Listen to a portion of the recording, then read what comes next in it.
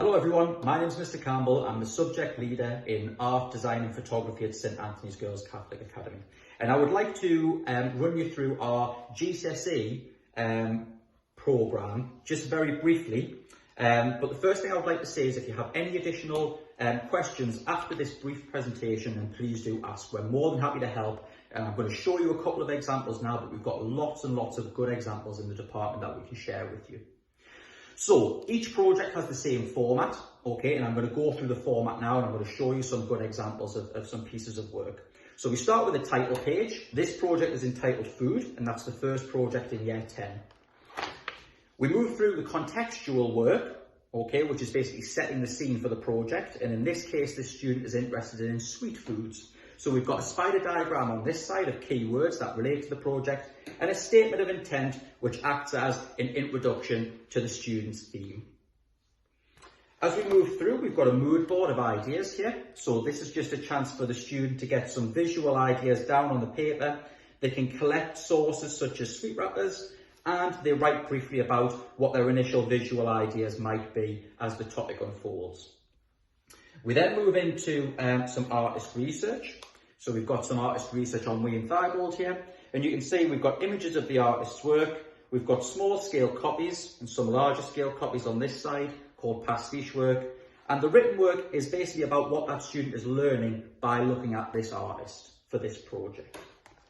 Normally you do 3 artists. This is the second artist research page here, and we've got the third artist on this page, okay, Joel Penkman. And you can see it follows the same format as the first artist research page. We then gather some primary sources, which are images that can be used to work from and draw from, and we then move into the drawing section. So we've got some annotated drawing work there, we've got some experimental work, where the student works with acrylic paint, and also some watercolour paint, and then we start to move towards larger scale paintings and drawings, and ultimately some design ideas, which are on this page here. So you can see the student starts to design what they would like to produce as what we call a final outcome. And then we finish with a final design. So this page here is the final design, and I will show you, this is the student's final piece of work. It's a large scale piece of work, and it basically illustrates all of the research that has been conducted in that project. And that format continues throughout the course of every project you study.